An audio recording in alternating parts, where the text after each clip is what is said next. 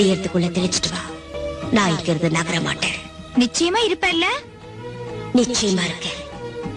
நீ திரும்பி என்கிட்ட வர வரைக்கும் இந்த குடிசையில இருந்தே இல்ல, இந்த ஊர்ல இருந்தே போக மாட்டேன். என் மேல ஆணையா?